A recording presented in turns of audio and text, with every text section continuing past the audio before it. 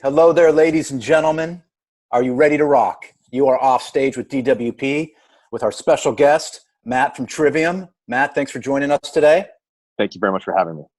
You got a lot going on, and thank you for taking time out of your busy schedule. I know you just had a killer live stream at Full Sail University, A Light on a Distant Mirror.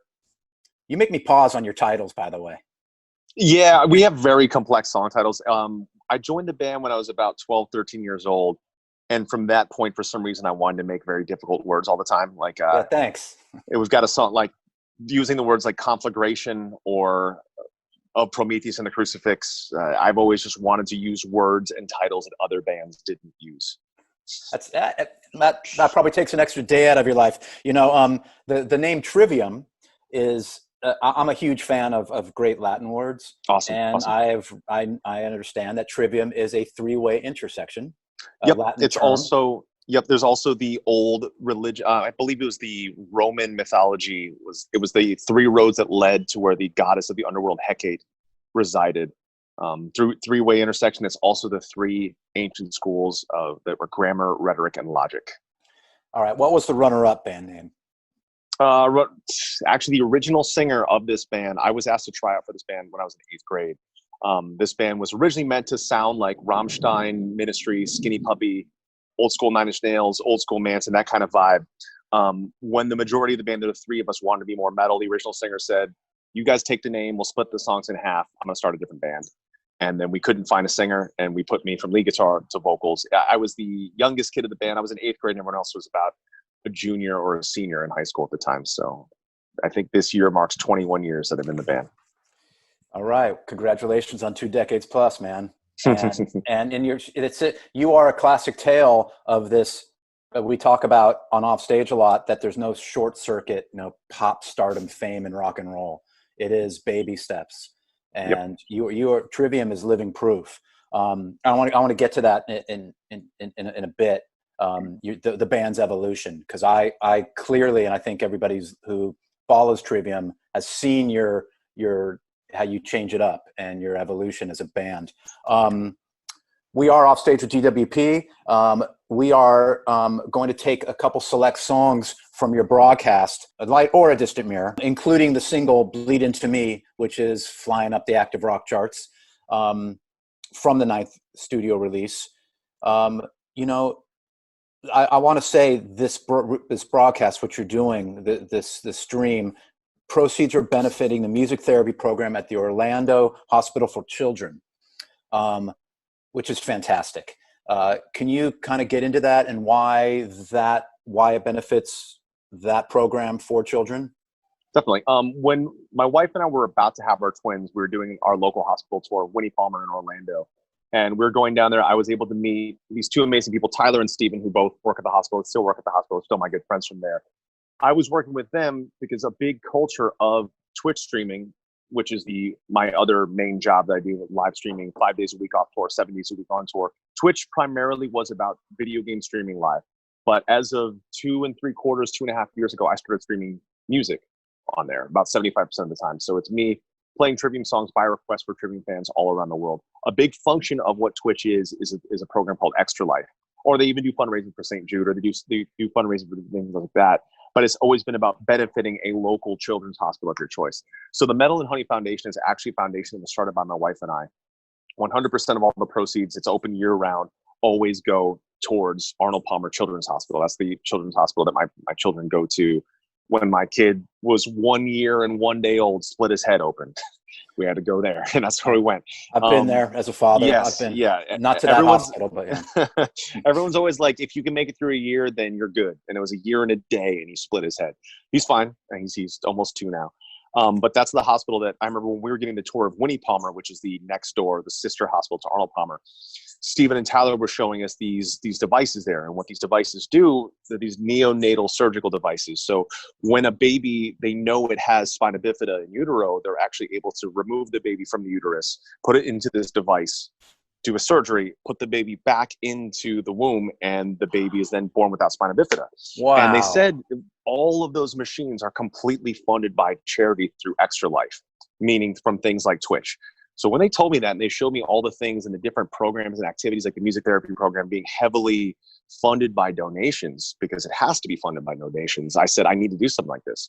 I said, what can I do to help? I was like, I'm not a millionaire. I'm not a multimillionaire. I don't have the kind of money that I can just drop checks, but I at least have a voice where I can put that out there, and the people that support our band can then in turn support the charities. So we knew that we wanted to use a local charity when we were going into the show. It was very easy. I said, my wife and I have a charity. It would make sense if Trivium used the charity that my wife and I have, and it all feeds into that. So that's where that came from. Matt, that's fantastic. Thanks for sharing. Of course. My son, who's a little older, at about 2.5, at a pool in San Diego, California, jumped in, chin right on the edge of the pool. Emergency hospital, San Diego State, who were fantastic. So much respect for children's hospitals. I mean, absolutely. And the amount of stuff, when I found out that it's not just a given that it's funded and it has to be funded from donations, I'm glad to see that like our hospitals get that, but there are a lot of other hospitals locally that don't get that. So I try to create awareness at least. And it's been amazing. A lot of people from my Twitch community actually do fundraising streams for my hospital and live in different countries. So they'll do fundraising and they ship that over to my hospital, which is amazing. I try to encourage them, like, benefit yours as well. So it's just great. Like when people see, I never try to be an example for specific people, but what I'm happy about is the four of us in the band, when our fans need an example, that the four of us are good examples too, if someone is looking for that. So we can at least inspire people to want to do that. That's great. You are, there's so many parents in rock and roll. You being one of them, I being, at Jacoby and Tim of Rise Against, and there's so many guys who we've talked to on Offstage. You love your kids as you should, so much that you left a tour in 2018 to make, was it the birth of that, or? Yeah, for our twins. Yeah. So we sort of planned the timing for one kid. We had the timing down, but then we found out we're having twins. So when they're twins, it shifts everything early because there's a maximum cap that could be in there. Right. So we're actually on our biggest North American tour of our careers, and I had to leave before the biggest headlining shows of our career. It's crazy that this, with the path of Trivium, like you mentioned earlier on, every single record has done different things for our band. And being from the States has been the slowest territory for our band for I don't know what reason.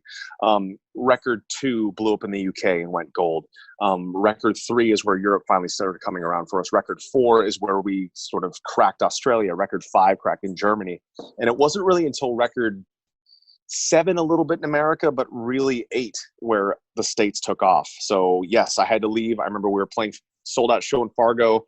My wife's like, I think these babies are coming here. So I booked a flight, and I remember being at the airport at 5 o'clock the next morning, like, oh, your credit card's declined. So what the hell do you mean my credit card's declined? Like, this is the only flight out. I have to get out. Somehow we were able to figure it out. It was flagged as fraudulent or stolen because of the time of purchase. It came at like 11 p.m. I got home. The show still happened because my good friend who's a big YouTuber, Jared Dines, was out there, and he already knew a bunch of our songs, learned the rest of our songs. Howard Jones, who's one of my favorite singers of all time, ex-Killswitch Engage, current Light the Torch. Yes. He learned a couple of our songs. Johannes from Avatar learned a couple of our songs. Then Paulo and Corey filled in the rest. And then Brendan from Atreyu also filled in some songs. So all those guys together, they were able to pull off my parts, and they finished the entire tour. We also still streamed every single show while I was gone because my live streaming backpack was still out there. So our security guard would run the streams, and I would be watching from my bed at the hospital, watching these shows still happening. So life is pretty strange, but we're very good at adapting. We've never sat and bullheadedly tried to resist something, or when we came out, it was MySpace. And then the era of Napster, and then it shifted, and we've seen every single shift since then. Now we've seen a shift away from people buying CDs and buying MP3s, and more of it being like purely free streaming if you have an account on a DSP. We've never been one of the kind of bands that says, all right, stop doing this. This isn't the way. This hurts bands. We've always tried to adapt and evolve and see how we can make things work for the way we are. And that was the entire concept of the live show. As we've been seeing more and more bands streaming their shows, streaming their practices, which is great. it's something that we started 3 years ago. We started streaming every single live show, every single festival for free from my Twitch channel as of that 2.5, 3 years ago. I am live on twitch.tv/Matthew Heafy Monday through Friday, every week off tour, and on tour, it's 7 days a week, 1 to 3 streams per tour or per day. Every sound check, every warm up, every show. It's just a matter of giving back to our fans nonstop. We just want to be connected to them because, as I said, every country and every territory has happened in a different place and time. We've also never been a band. We've never been a press band. We've never been the kind of band that gets all the awards and all the accolades on magazine covers. We've never been a band of other bands always talking about them. However, we have always been the band that our fans and our community have allowed us to survive. And that's why we give back to them nonstop. So we didn't delay our CD release. That's why all my Twitch streams happen when they always do, especially during the pandemic. I know that people need a place where they can be socially connected while being physically distant. And that's what our goal is. And that's why we did this show. And with this show being ticketed versus our other free stuff, we invested a lot of money into the show, knowing that we've seen more and more people kind of get to the level of where my home Twitch streams have been for a couple of years for their quote live performances. For us, we wanted to take it to the next level. We said, what is the next level? Let's build staging. Let's hire Muse's staging builder. Let's hire her because we've always wanted to work with her, Sooner Ray. Let's have her. Let's bring our crew in. Let's have them all wearing masks and gloves and keep this thing safe and keep jobs going and make something amazing. And we're always trying to think of doing the opposite of what we've done in the past and doing the opposite of what we see as being done. Well, good on you. Two things come to mind as you're talking. First, if you're sitting in the hospital bed with your wife and you're watching the stream from Fargo, I'm just happy the band let you back in. Yeah, no kidding. You know, maybe they're thinking like, oh, LSD, lead singer syndrome. Yeah. Let's just have these guys do it. Yeah. Well, unfortunately, they had much better singers than I fill in for me. Right. Like Howard Jones is one of the reasons why I sing and scream in Trivium. And to hear him do my stuff, I was like, this guy sounds way better than I do. So I'm glad they didn't kick me out. And us too. And the second thing is you've really harnessed this explosion of Twitch, and I'd like to talk about that. And did you start it as just because you're a gamer and you wanted to, oh, this is fun. This is another kind of portal for my gaming obsession. And if you could just explain to me and everybody listening off stage how you cracked the code. It was one day we were playing Spain right after the show. The promoter came in. This was maybe 3+ years ago. Promoter came in and he said, hey, some YouTubers want to meet you. And we kind of like, yeah, everyone's on YouTube. Like, what do these guys got? So we checked their profiles out. One guy has 7 million subs. His buddy has 5 million. His buddy has 3 million. His buddy has 2 million. We're like, they're all here? Like, yeah, they're big Trivium fans. So we met them all afterwards and became really good friends with them. Jordy Wild, Kajal Napalm, Joaquin, Pan, a couple other guys, a couple of their buddies. Met them all, stayed in touch after they left. I said out loud, I said, man, I should start doing YouTube videos. And Paulo looks at me and says, you should do Twitch. And I was like, yeah, I've heard of that. I was like, I guess I could do that because I've always been into games. I beat Mario before I spoke English. I originally spoke Japanese. My mom's a Japanese immigrant. And my dad was in the Marines, so she just talked to me in Japanese. I played games. So I started streaming on Twitch, but it was when I got home. So I got home, started streaming casually with a PS4 and a PS4 webcam, like 5-10 people watching me sometimes do badly at games. But I loved it. And it progressed from there. We were having a show in San Francisco on the Trivium Archenemy While She Sleeps Fit for an Autopsy tour. And I see a tweet from a Twitch staff who says, hey, we're big fans of your band. You should come down to the HQ. So I went down there, met Brandon and John, who are still some of my closest friends in the world. Actually, John from Twitch, he's one of the first 10 employees of Twitch, just retired at the young age of 34. So he's become a very close friend of mine. I interviewed him on my YouTube vodcast. He's my kids.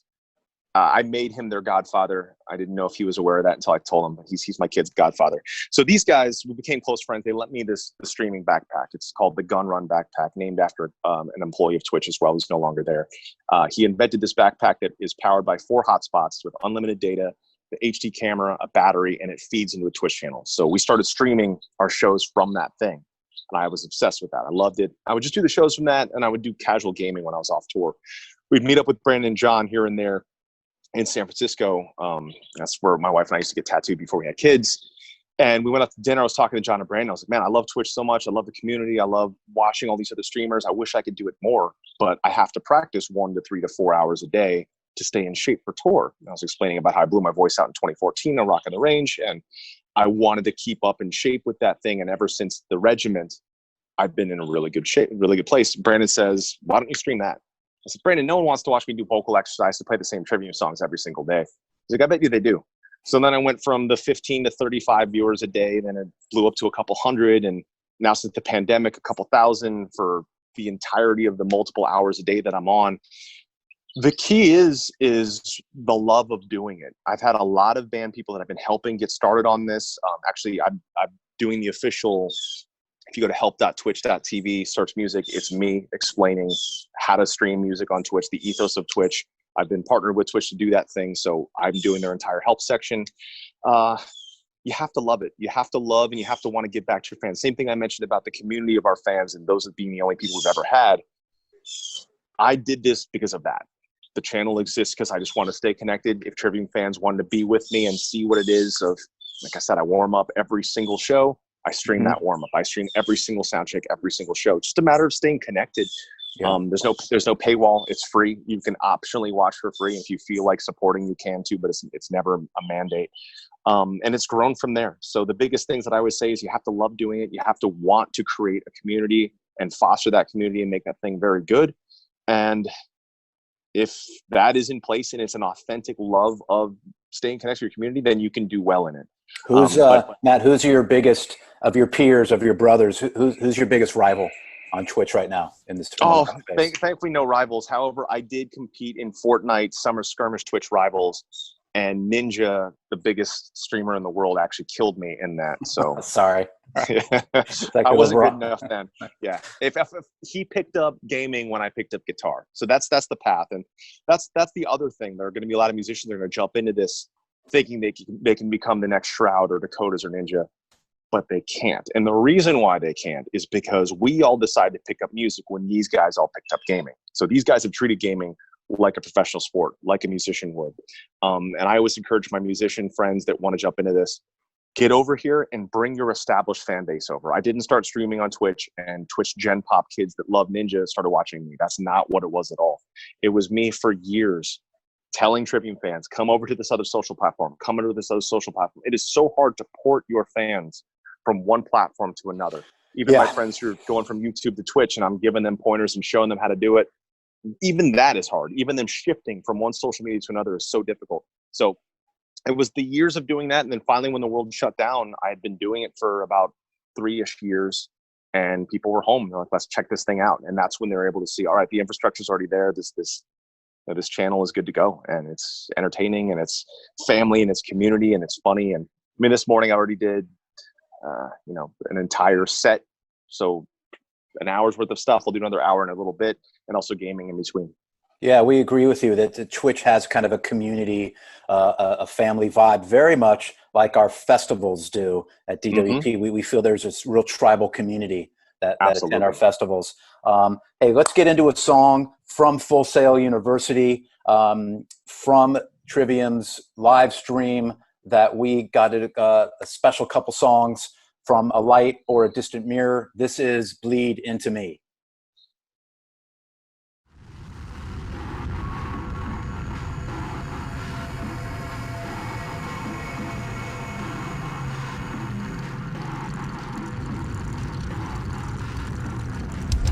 Are you still with us, my friends? Hope you're all doing well. Hope you've been singing. Hope you've been screaming. Hope we've been making you feel good, because my friends, you're making us feel good. Let's keep this party going.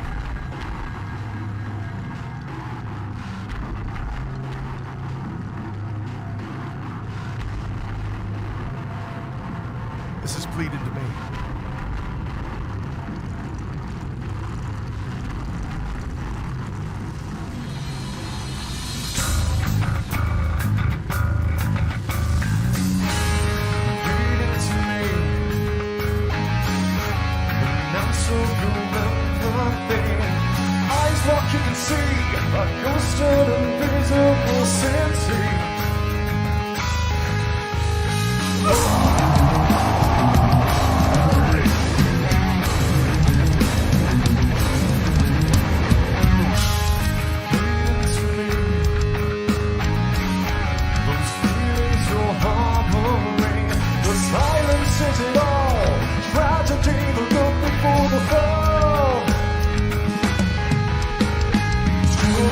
Dreams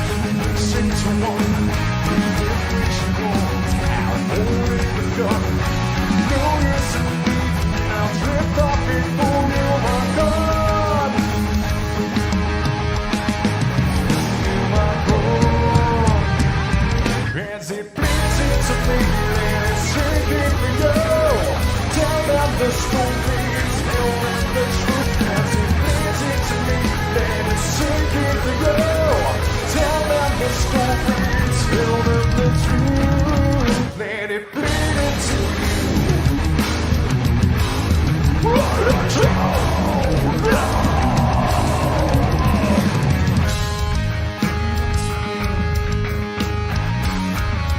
Bits of your apathy, cast aside, forget me.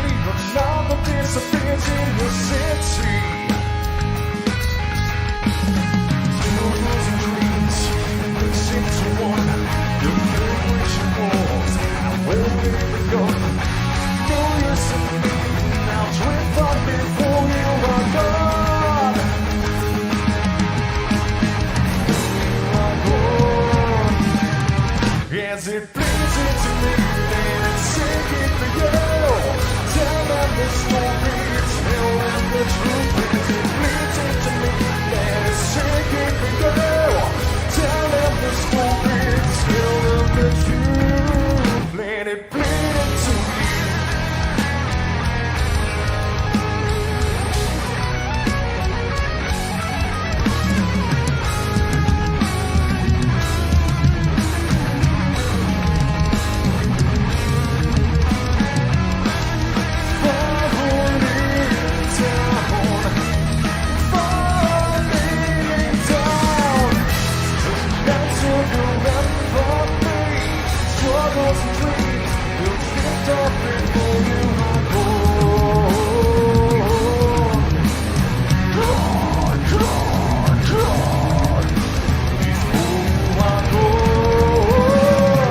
As it bleeds into me, let it sink in for you.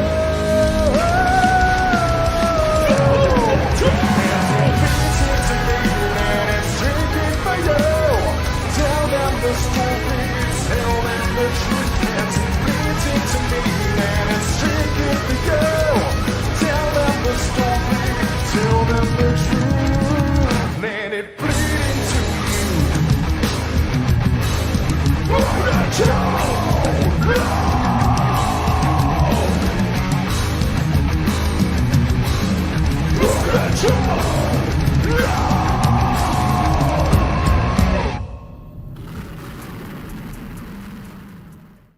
That was Bleed Into Me. We are back. You are off stage with DWP with our special friend Matt from Trivium.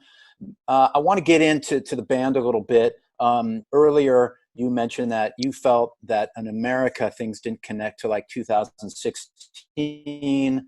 I disagree a little bit because I do remember that 2014 Rock on the Range show. I know your sixth studio album, which I think 2015, which David Draymond produced, Vengeance. Mm-hmm. That to us kind of, because that had, and then in 2015, you had the single Until the World Goes Cold. Mm-hmm. That to me and to DWP, all right, we see the evolution, because back to the original word of Trivium, the three-way intersection, it was kind of metalcore, thrash, death metal. I don't see that single and what you did with David Draymond of those three, dabs of it for sure. But I saw the evolution. We all saw it. It kind of, Trivium became an important band for us because you brought the metal, the real left, the Lamb of God, the Trivium, Howard Jones, Killswitch Engage.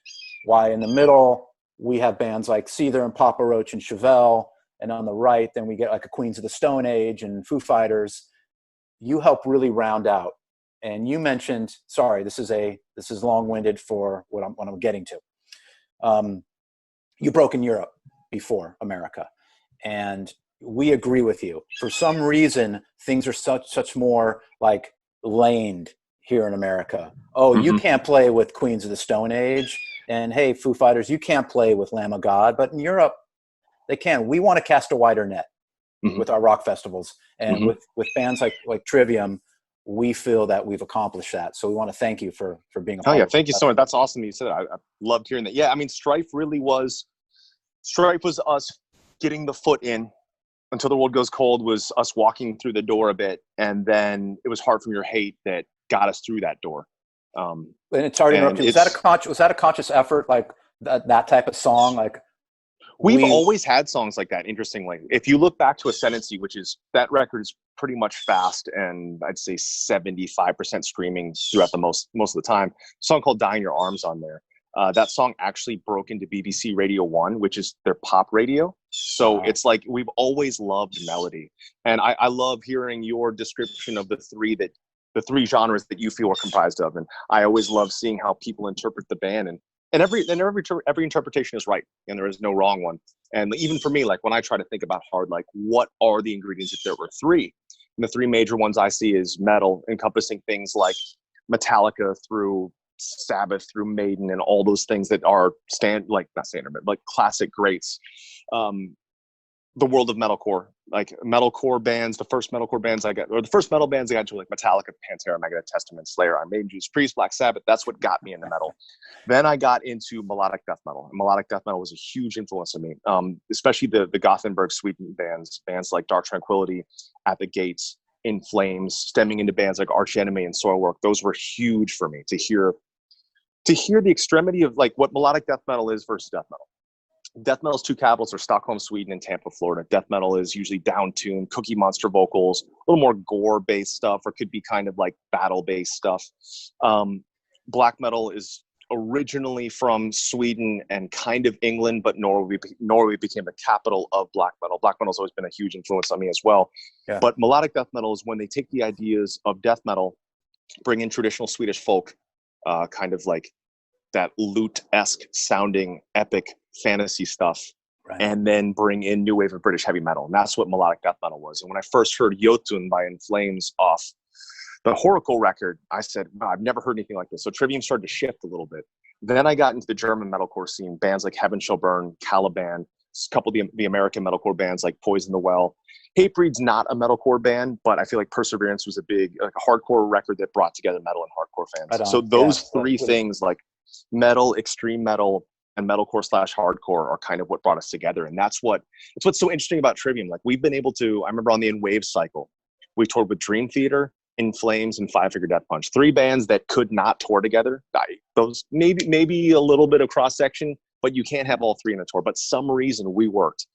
We can go on tour with power metal bands, play festivals with black metal bands in Europe, while being able to play with bands like, exactly like you said, like bands like Disturbed or Volbeat in America, which is really interesting. And I'm so happy to see that, because we do cast that wide net with our influences. And I feel like we're a great gateway band. And so what's so awesome when we do play the DWP festivals is we come out there, and for the new people who don't know us, it's the right amount of extremity. Like we're not full-blown death metal band or full-blown black metal band, but you can hear that stuff kind of tucked away in there. And so when people are able to get hooked at first from a song like Heart or World or Strife, then they're able to find the super heavy stuff or see where else they can go with our sound. It's always really exciting. I love playing with different kinds of bands. One of the best Australian tours we ever did, we were the only metal band on it. It was headlined by My Chemical Romance. And it was one of the greatest experiences we've ever had. It was amazing. I'm still very good friends with Gerard and the guys from My Chemical Romance even. But it shows that there shouldn't be boundaries. There shouldn't be these hard lanes, which I used to think was more of a European mindset, but it's really not. Because like I said, we played this extreme metal festival in the woods of France. We were the only band with singing. Like we were like kind of the softest, most mainstream sounding band. You were the softest? Look out. But it still worked perfectly. And that's what's so exciting. We've always loved just doing different things. We just did another thing in Australia. I guess maybe Australia likes it diverse. We're like the only band that leaned in the worlds that we did. And it was more so like a kind of heavy Warped Tour kind of vibe in Australia. And we had some of the craziest crowds. So I always like that. I love Trivium's resume is of bands you've supported and gone on tour with includes Metallica, Iron Maiden, Korn.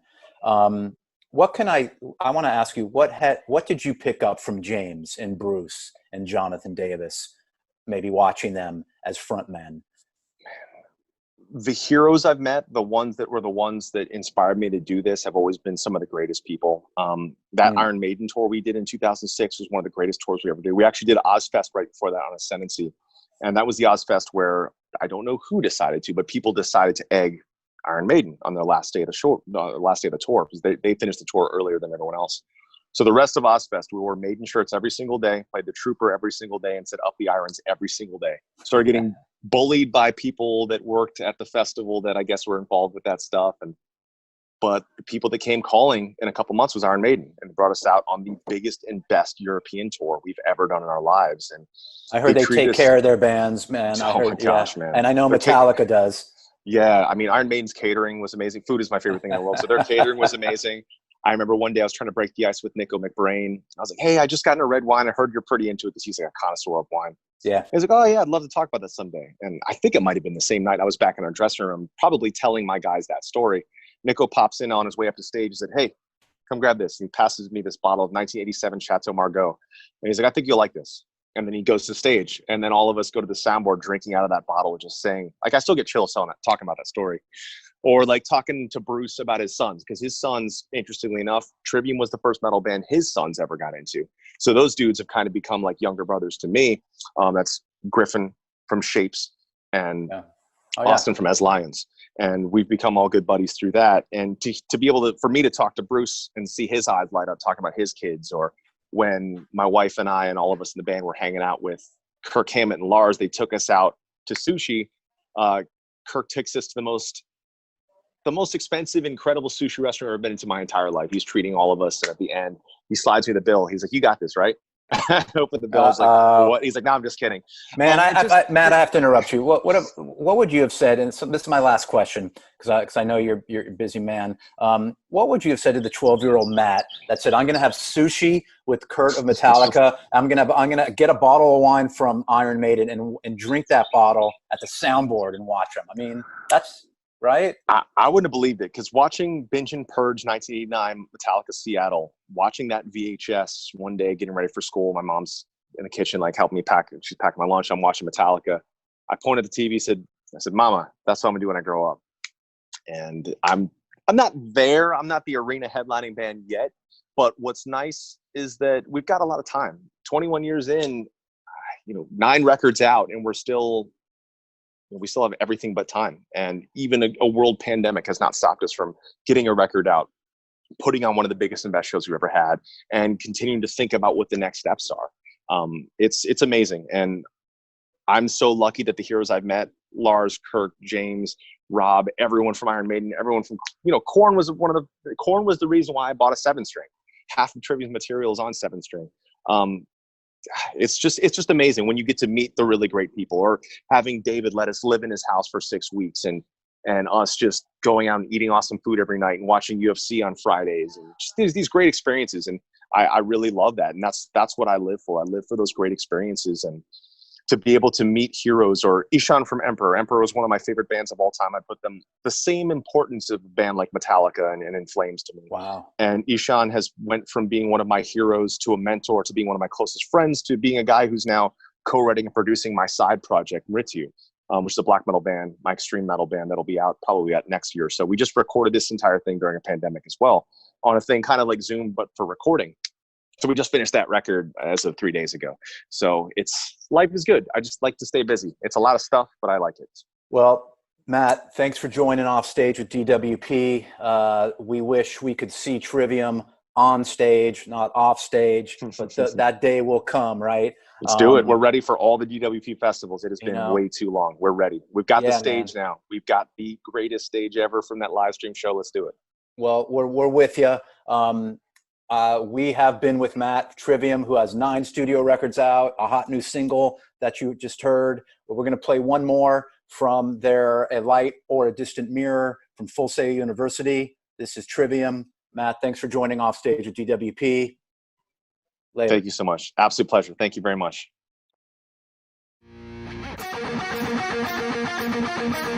What will it take?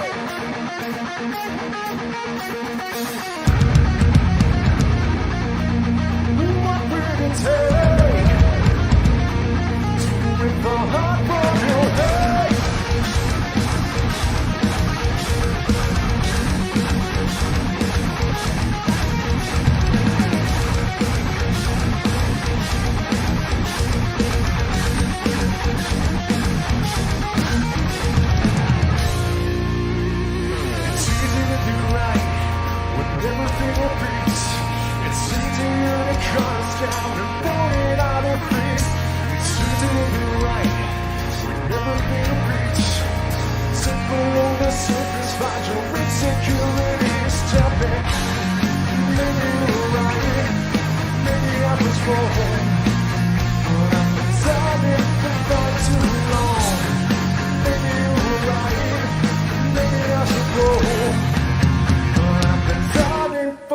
too long. What will it take to rip the heart from your head? What will it take? What will it take to rip the heart from your head?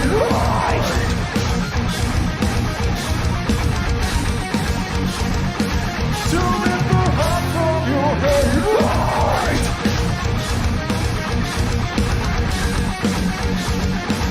To rip the heart from your head.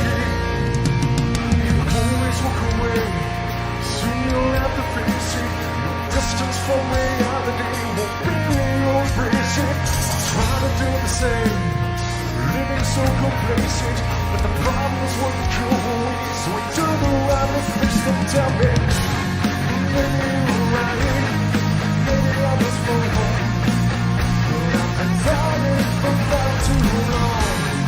Maybe you're right, maybe I was wrong, but I've been fighting for far too long.